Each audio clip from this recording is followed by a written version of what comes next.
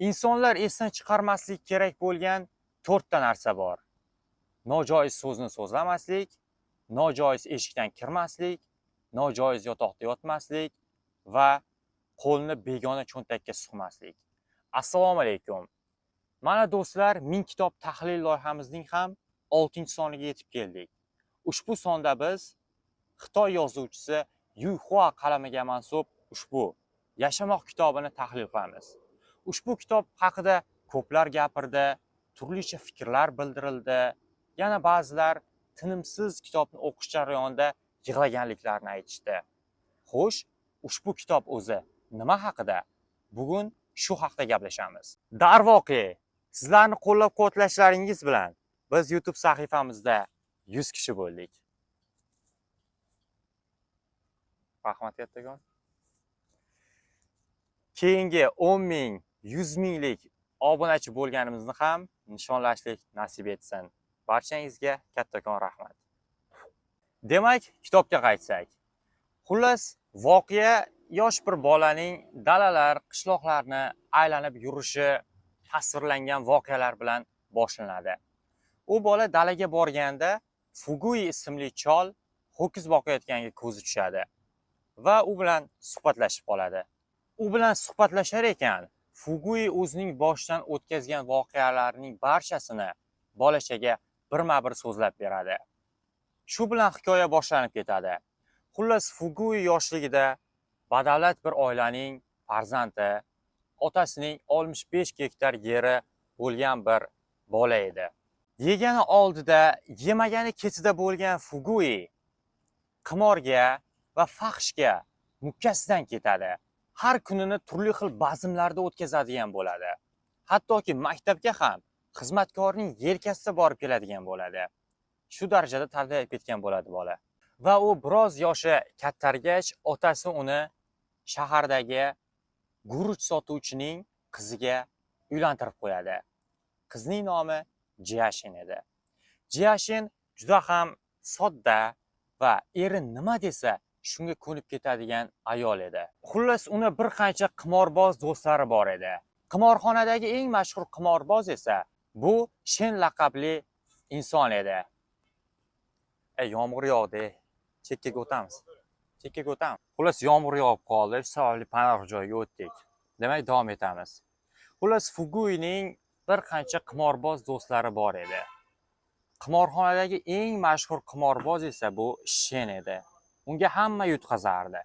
Fugui esa uni ba'zida yutar, ba'zida yutqazardi. Yaponiya bosqinidan so'ng esa Longer ismli yangi bir qimorboz paydo bo'ldi va u Shenni ham mag'lub etdi. Undan so'ng hamma undan qo'rqadigan bo'lib qoldi. Fugui esa u bilan avvalda qimor o'ynamadi. Uni o'rniga boshqa qimorga o'xshash o'yinlarni o'ynadi. Va Longer hiyla tariqasida unga bir necha marta yutqazib beradigan bo'ldi. Va shundan so'ng Fugui u bilan haqiqiy qimor o'ynashga kirishib ketdi. Qimorni shunchalik ko'p o'ynardiki, ba'zida qimorxonada yotib ham qolardi. Bir kun u uyga kelavermaganidan xotini qimorxonaga keldi. Xotini u vaqtda 7 oylik homilador edi.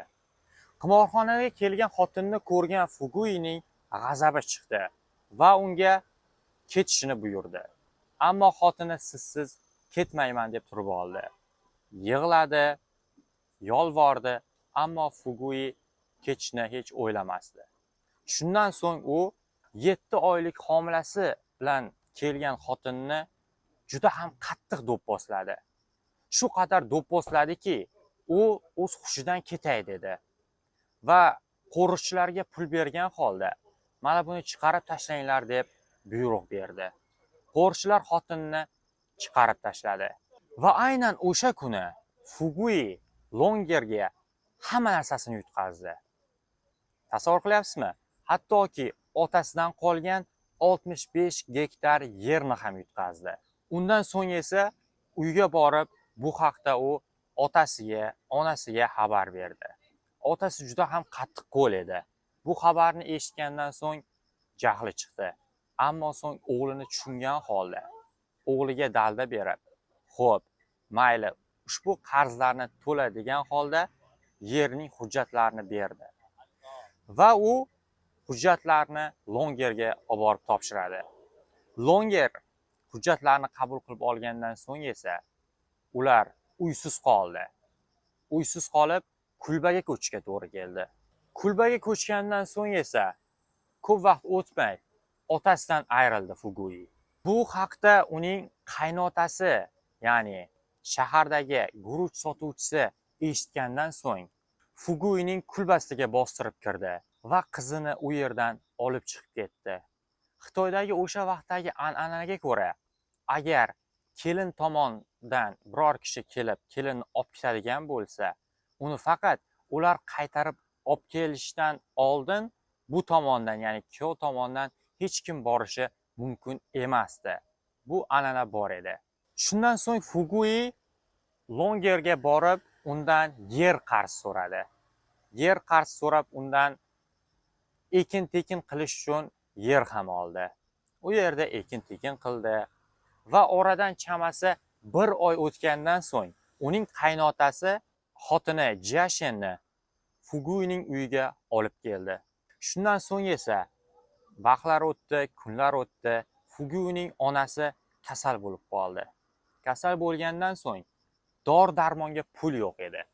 Xotini unga doriga shaharga bormasangiz bo'lmaydi deb qistov bilan shaharga jo'natdi. Shaharga borganda yoshgina bir bolachaga ko'z tushdi. Bolacha bir eshikni taqillata olmay, ya'ni eshikning ruchkasiga qo'li yetmasdan turgandi. Fugui unga qarab rahmi keldi. Bu bola taqillata olmayapti shekilli deb bordi-da, undan so'radi. Yordam bersam bo'ladimi deb. So'ng bolakay, "Ha, shuni taqillatib bering" deb iltimos qildi Fuguidan. Fugui so'ng eshikni taqillatgan ham ediki, bola juftakni rozilab qoldi. So'ng Fugui eshikni taqillatgan eshikdan uyning xizmatkori chiqib keldi. Bu uy shahar hokimining uyi edi.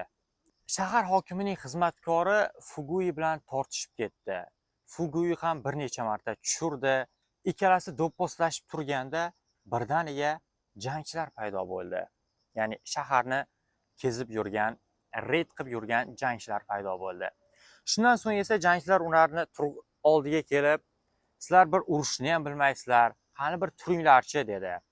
Turgandan so'ng esa, "Qani bu aravalarni tortinglarchi, shimolga qarab ketyapmiz" deb ularga buyruq berdi.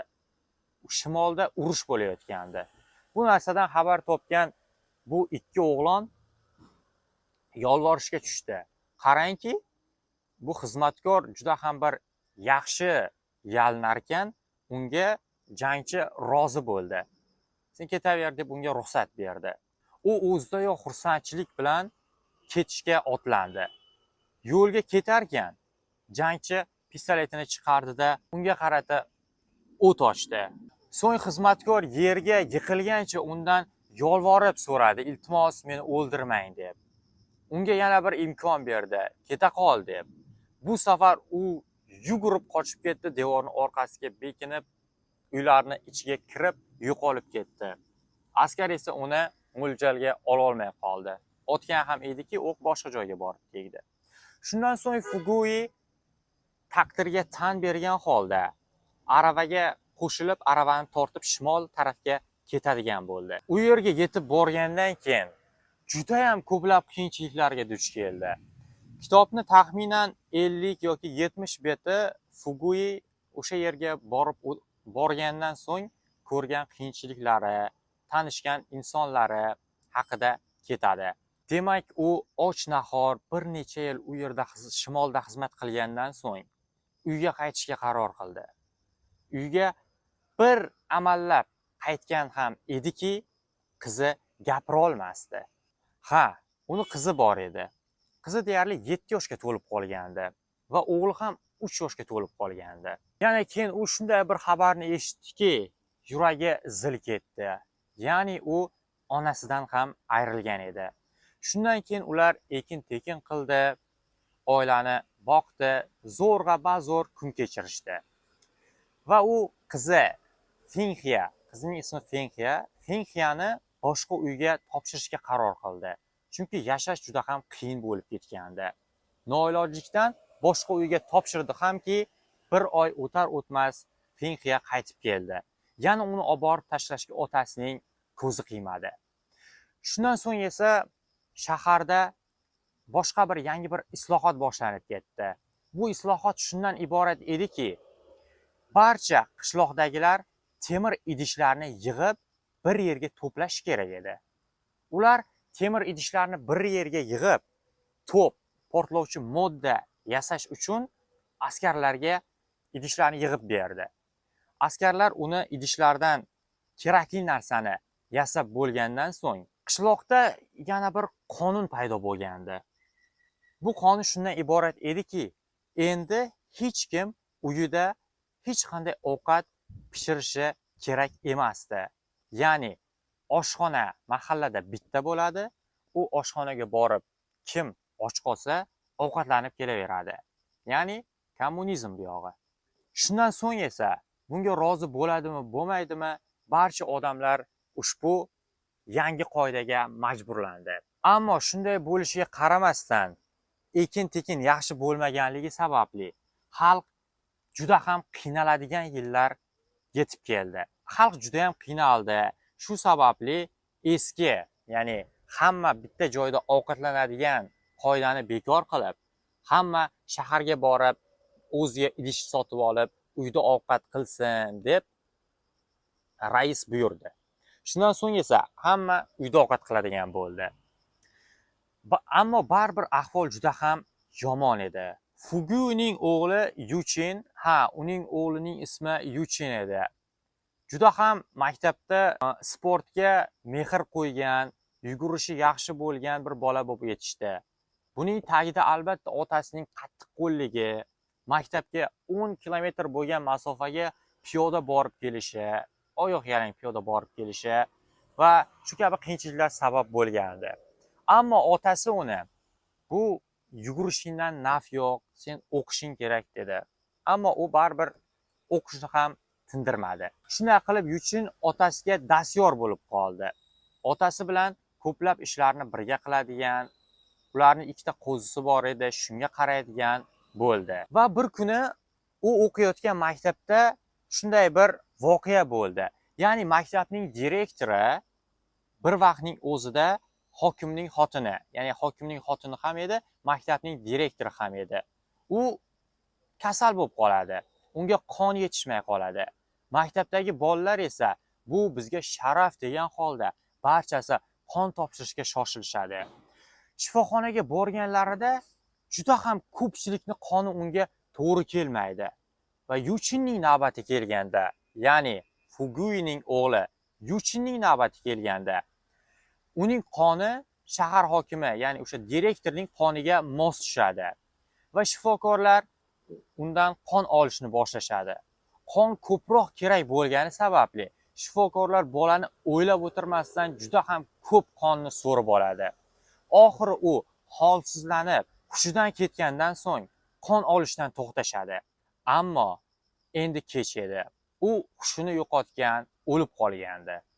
Bu xabarni eshitgan otasi tutaqilib ketadi va tezda maktabga kelib, maktabdagilar bilan urushadi. Shu payt direktorning eri keladi. Qaraydiki, u o'zi bilan vaqtida shimolda ketganda birga xizmat qilgan yigit edi. So'ng u bilan ko'rishadi, yaxshi suhbat qurishadi, ammo yana ikkalasi ham yig'lashga tushadi. Sababi uning Fuguining o'g'li Yuchin bu olamdan o'tgan edi. Ahvol kundan kunga yomonlashib borardi. Shu sababli Fenxiya, ya'ni Fuguining qizini otasi uzatishi kerak edi. Ammo shuncha harakat qildi hamki, hech qanday naf bo'lmadi. Chunki u gapira olmasdi.